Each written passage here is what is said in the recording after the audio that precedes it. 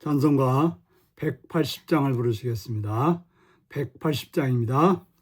하나님의 나팔 소리 천지진동할 때에 예수 영광 중에 구름 타시고 전사들을 세계 만국 모든 곳에 보내어 구원받은 성도들을 모으리.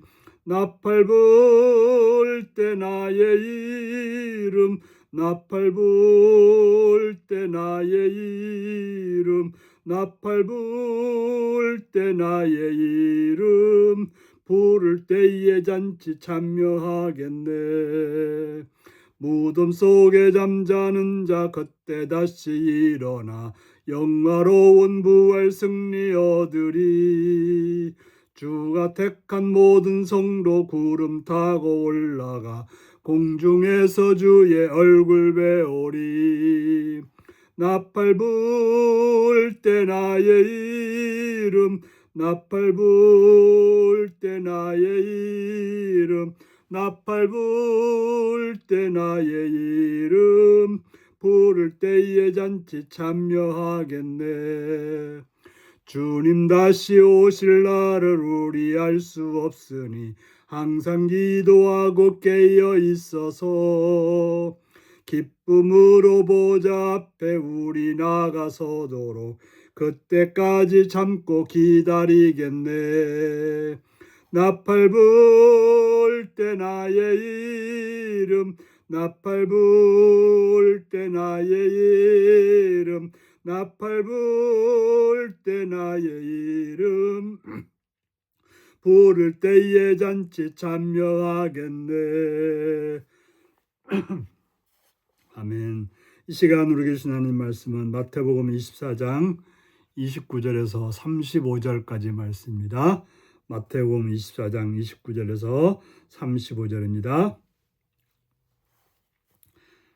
교도하십니다. 그날 환란 후에 즉시 해가 어두워지며 달이 빛을 내지 아니하며 별들이 하늘에서 떨어지며 하늘의 권능들이 흔들리리라.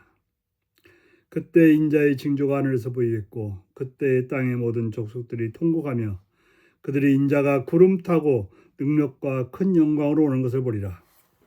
그가 큰 나팔 소리와 함께 천사들을 보내리니 그들이 그의 택하신 자들을 하늘 이 끝에서 저 끝까지 사방에서 모으리라.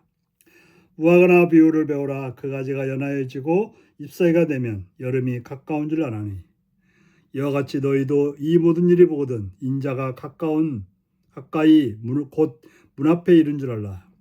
내가 진실로 너에게 말하노니 이 세대가 지나가기 전에 이 일이 다 일어나리라. 천지는 없어질지언정 내 말은 없어지지 아니하리라. 아멘. 오늘은 재림의 징조를 분별하는 지혜라는 제목으로 말씀을 나누겠습니다. 마지막 때에 거짓 선자가 나타나고 적그리스도가 나타나고 사람을 미혹하게 하는 일이 나타나고, 그래서 우리가 그때를 살아가는 것은 견디고 또 유혹당하지 않고 미혹당하지 않고 오직 주님만을 따라가는 것이 필요할 것입니다. 그런 일이 있은 후에 해가 어두워지고 달이 빛을 내지 아니하고 별들이 하늘에서 떨어지며 하늘의 권능들이 흔들리리라. 우리가 날마다 뜨는 태양 정말 변함없죠. 또 때마다 뜨는 달, 별 정말 이것들은 영원할 것처럼 보입니다. 하지만 이것들이 어두워지며 빛이 사라지고 흔들리는, 이런 권능들이 흔들리는 그런 날들이 있을 거라고 말하고 있습니다. 바로 영원할 것 같은 그런 존재들, 절대로 변하지 않을 것 같은 존재들이 흔들리고 떨어지고 또 그 빛이 잃어버린다라고 말하고 있습니다. 바로 그때 사람들은 통곡하는 일이 벌어질 거라고 말합니다.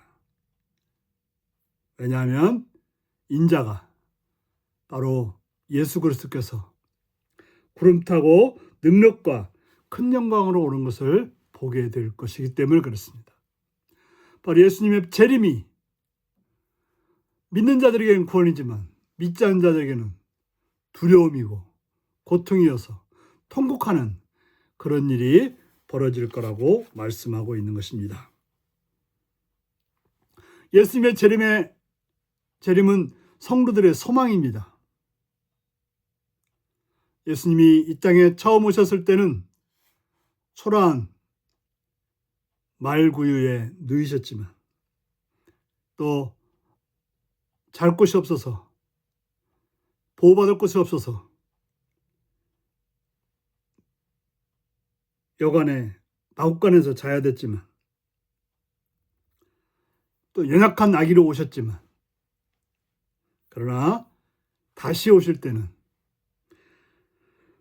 하늘을 가르시고 능력과 영광 가운데 오신다라고 말씀하고 있습니다.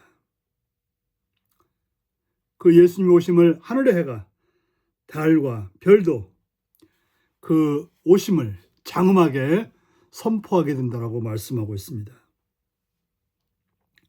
그날에는 온 상이 주님의 영광을 보게 됩니다. 초림 때는 처음에 오셨을 때는 몇몇 사람들밖에 못 봤지만 다시 오실 때는 온 사람들이 다 보게 되는 것입니다. 믿는 자든 믿지 않는 자가 다 같이 보게 될 것입니다. 그렇기 때문에 주님을 믿지 않는 자들은 왜 내가 주님을 믿지 않았는지 통곡하게 될 것이지만 그러나 믿는 자들에게는 눈물이 씻겨지고 고난이 사라지고 더 이상 아픈 일이 없는 그러한 회복의 날이기도 하는 것입니다. 주님은 큰 나팔 소리와 함께 천사들을 보내셔서 택하신 자들을 모으실 것입니다. 우리는 주님이 오실 때 통곡할 것인지 아니면 기뻐 그분을 맞이할 것인지 오늘이 그 일을 결정하는 날이 되는 것입니다.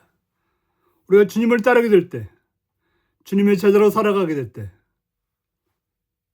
기쁨으로 맞이할 수 있지만 그 주님을 떠나서 살아갈 때 우리는 통곡하는 날이 될 거라고 말하고 있습니다.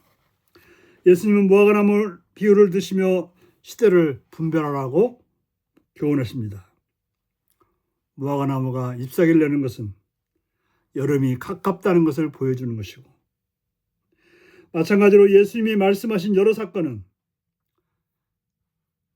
이 말씀이 말하는 여러 사건은 임박한 재림을 알리는 징조가 되는 것입니다. 계절이나 자연의 신호가 있듯이 하나님의 시간표를 가늠할 여러 징조들이 있는 것입니다. 종말의 징조를 읽고 살아가는 그런 지혜가 우리에게 필요한 것입니다. 성도는 하나님의 시간에 맞춰 가지와 잎사귀를 내는 영적 무화과나무가 되어야 됩니다. 사람들이 우리들을 보고 마지막 때가 왔다는 것을 알 수 있는 그런 표시가 되어야 된다고 하는 것입니다. 세상에 하나님의 시간을 알리는 사명을 우리는 감당해야 됩니다.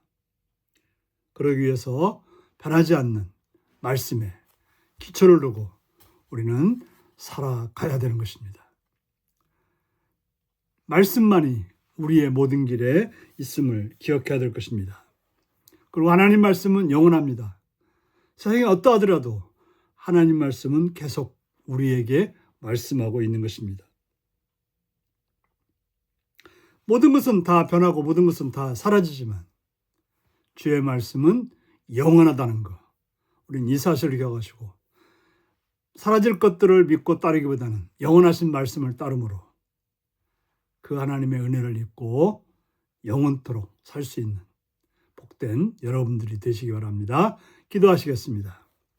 자비로우신 아버지께 감사와 찬양을 드립니다. 오늘도 사랑해 주셔서 주의 말씀을 듣게 하시니 감사합니다. 진리의 성령님이여 우리로 하여금 주의 말씀을 잘 듣게 하시옵고 주님이 오시는 때에 부끄러움 없이 설 수 있도록 기쁨으로 맞이할 수 있도록 깨어 주님의 말씀만을 따르는 자로 살게 하여 주옵소서. 예수님의 이름으로 기도하옵나이다. 아멘.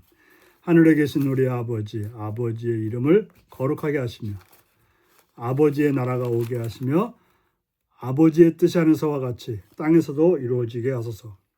오늘 우리에게 일용할 양식을 주시고 우리가 우리에게 잘못한 사람을 용서하여 준 것 같이 우리 죄를 용서하여 주시고 우리를 시험에 빠지지 않게 하시고 악에서 구하소서. 나라와 권능과 영광이 영원히 아버지의 것입니다. 아멘. 말씀 묵상입니다.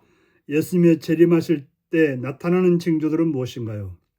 나는 주님의 재림을 어떤 마음으로 맞이하고 싶나요? 예수님이 말씀하신 무화과 나무의 비유에서 배울 것은 무엇인가요? 나는 세상에서 일어나는 사건들을 어떤 기준으로 해석하고 분별하나요? 우리 이 말씀을 묵상하시면서 주님이 오실 때 기쁨을 가져올 수 있는 지금을 살아가는, 지금 말씀대로 살아가는 복된 여러분들이 되시기 바랍니다. 샬롬.